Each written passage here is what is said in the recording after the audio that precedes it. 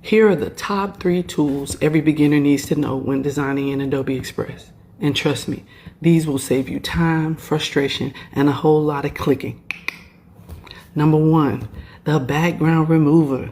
Yes, this tool removes the background from your photo with one click.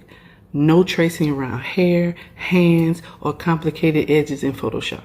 You get a clean image that you can place on flyers, social media, graphics, t-shirts, and any custom background you choose. I love it.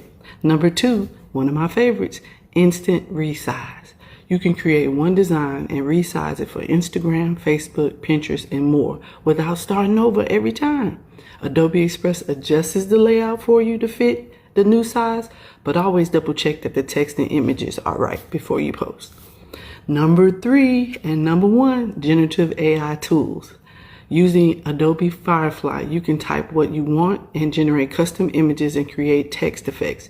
This is especially helpful when you can't find a stock photo you like and you ain't got the money to purchase one. Okay? If somebody had simply shown me these 3 tools when I started, I would have saved myself tons of frustration.